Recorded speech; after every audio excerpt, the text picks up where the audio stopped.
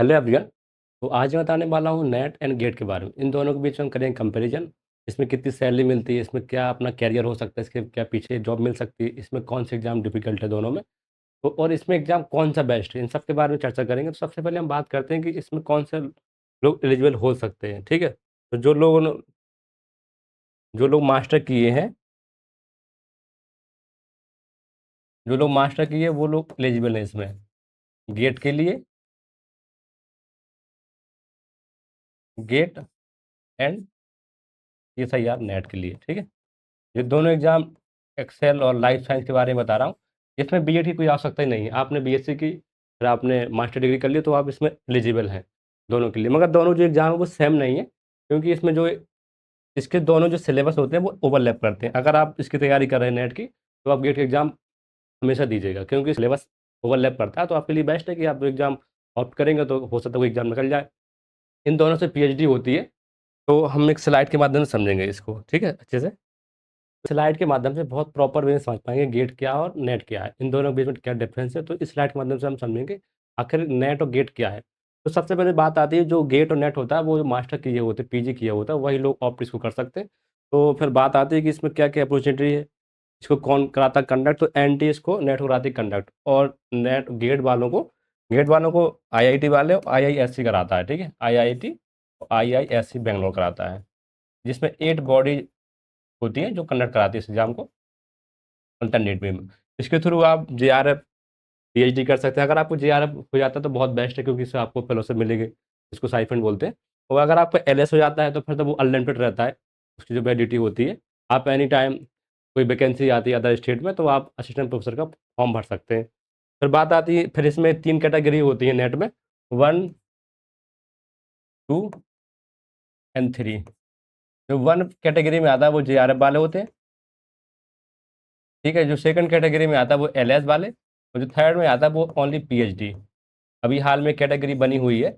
अगर आप third category में पास होते हैं तो इससे आप ओनली पीएचडी कर सकते हैं। वही बात आती है गेट की। अगर गेट का आपका एक बार क्वालिफाई हो जाता है तो उससे आप एमटेक कर सकते हैं, पीएचडी में जा सकते हैं।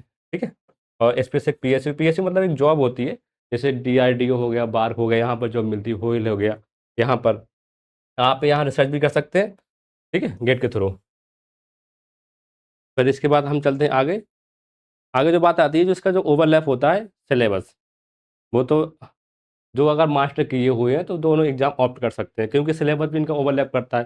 तो जो नेट एग्ज़ाम नेट के लिए है, तो वो इसमें लगा ना, ओनली मास्टर लोग जो मास्टर किए हैं वो दे सकते हैं नेट को। लेकिन बात आती है गेट के लिए, आप अगर आपने यूजी किया रखा है या पीजी किया रखा है, आप दोनों के लिए एग्ज़ाम दे सकते हैं। बस बशर्ते है कि आपका जो या तो लास्ट सेमेस्टर होना चाहिए या लास्ट ईयर होना चाहिए। ठीक है, तो फिर आगे चलते हैं, फिर आगे देखते हैं इसमें क्या है। तो भाई इसमें बता रखा कि पेपर का पैटर्न कैसा रहता है। नेट वाला का पैटर्न रहता है, इसमें तो 10% जनरल एप्टीट्यूड आता है, फिर केमिस्ट्री भी आती है। नहीं नहीं सॉरी, फिर यही बात करते हैं हम नेट की। नेट में जो 10% आता है जनरल एप्टीट्यूड आती है। 20 क्वेश्चन रहते हैं जिसमें से आपको 15 करने होते हैं। ठीक है, फिर जो कोर सब्जेक्ट होता है 90%, वो रहता है लाइफ साइंस का। मतलब कोई भी सब्जेक्ट है, chemical science, life science, physical science, तो 90% आपका कोर सिलेबस रहता है, जिसमें 3 पार्ट होते हैं, ए बी सी। ठीक है, ए पार्ट में जनरल एप्टीट्यूड आता है, और बी पार्ट में आपका स्ट्रेट फॉरवर्ड क्वेश्चन रहते हैं, और पार्ट सी में आते हैं एनालिटिकल क्वेश्चन। आप रिसर्च वाले उसमें क्वेश्चन रहेंगे। फिर यही बात करते हैं गेट में तो जनरल एप्टीट्यूड 20% का, और उसमें फिर केमिस्ट्री भी आती है, और 60% सब्जेक्ट रहता है, जिसमें 5 सब्जेक्ट रहते हैं, जिसमें आपको 2 चूज करने होते हैं। ठीक है, फिर यहीं पर आती है जनरल एप्टीट्यूड, जिसको जीए बोलते हैं। फिर यहीं पर केमिस्ट्री भी आती है, जो कंपलसरी होती है। इसमें आपको पास होना बहुत ज़रूरी है, अगर पास नहीं होते तो आपकी कॉपी आगे नहीं जा पाएगी। ठीक, फिर हम बात करते हैं कि स्कोर कब तक रहता है बैलेट। अगर आप गेट एक बार क्वालिफाई हो जाते हैं तो वो 3 साल तक रहता है। वहीं बात करते हैं जेआरएफ की। अगर आपको जेआरएफ होता है तो 4 साल तक बैलेट रहता है।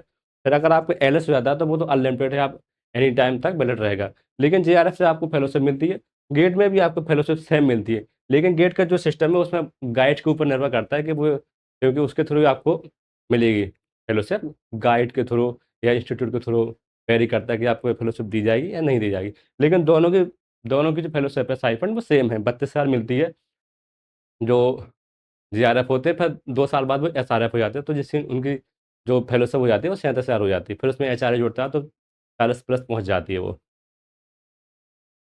फिर हम बात करते हैं इसके आगे। तो इसकी बात करते हैं कि मास्टर क्लास मैट्रिक्स का क्या है। तो अगर लाइफ साइंस में देखो दोनों एग्जाम में नेगेटिव मार्किंग रहती है। तो अगर फाइनेंशियल सपोर्ट की बात करें तो इससे अगर आप जेआरएफ अगर आपको हो जाता है नेट से तो आपको साइफन फेलोशिप मिलती है। लेकिन गेट में ऐसा सिस्टम नहीं है। गेट से अगर आप एग्जाम आपको पीएचडी में होता है एडमिशन तो वो वेरी करता है इंस्टीट्यूट पर या गाइड के थ्रू, उसके थ्रू क्योंकि आपको फेलोशिप मिल रही है।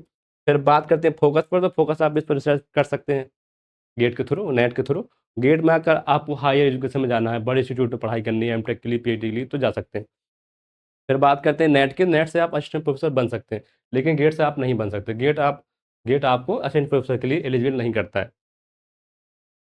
फिर तो फिर बात आती है जो सिलेबस की। अगर बच्चा लाइफ साइंस की तैयारी कर रहा है गेट मतलब नेट की, तो आप वो दोनों साइड जा सकता है। या तो वो बन जा प्रोफेसर, जेआरएफ क्वालिफाई करेगा एलएस, तो उसको आपको उसको मिलेगा असिस्टेंट प्रोफेसर बनने की अपॉर्चुनिटी। फिर बात आती है यहीं पर गेट वालों। गेट तो आईआईटी आईआईएससी कराता है, इससे एमटेक को पीएचडी कर सकते हैं। तो आपको जॉब भी मिल जाएगी अगर आप बहुत अच्छी रैंक लाते हैं गेट में।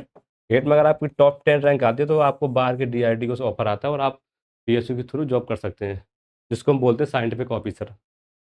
तो स्टूडेंट के लिए काफ़ी अच्छा मौका रहता है कि आपने मास्टर किया हो तो आप दोनों साइड जा सकते हैं। या तो इस या नेट के थ्रू आप साइड जाइए या गेट के साइड जाइए। गेट मतलब आईआईटी के थ्रू।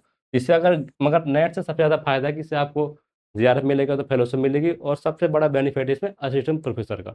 इससे आपको किसी भी स्टेट में अगर कोई वैकेंसी आती है असिस्टेंट प्रोफेसर की तो आप एलिजिबल हो सकते हैं। फिर इसमें अनलिमिटेड बात आती है तो स्टेज रहने वाली है। तो इसके दोनों पेपर सेम है, सेम सिलेबस है, सेम इसकी सेम क्वेश्चन रहते हैं। मगर सबसे मैं अगर इजी समझता हूँ तो गेट को, क्योंकि गेट में क्वेश्चन कम रहते हैं, प्राइस कम रहती है। 65 इसमें क्वेश्चन रहते हैं, 100 नंबर का पेपर होता है। उसमें नेगेटिव मार्किंग तो है ही दोनों में। लेकिन अगर सबसे ईजी समझा जाए, क्योंकि गेट है, गेट में काफ़ी मतलब स्ट्रेट फॉरवर्ड क्वेश्चन आते हैं, थोड़ा उसका पैटर्न समझने में दिक्कत पड़ती है। लेकिन सबसे बेस्ट आप जाइए नेट के लिए। नेट से आपको इन फ्यूचर वैकेंसी मिलेगी। अगर आपको जीआरएफ हो जाता है तो वो और बेस्ट है। फिर अगर आपको क्लियर हो जाता है जीआरएफ तो आप उससे बन सकते हैं असिस्टेंट प्रोफेसर। लेकिन गेट में ऐसा कुछ भी नहीं है। सबसे बेस्ट अगर है तो वो नेट है। नेट पे आप ज़्यादा फोकस करिए, इससे आपका बहुत ही अच्छा ब्राइट फ्यूचर होगा। तो बहुत बहुत थैंक यू। और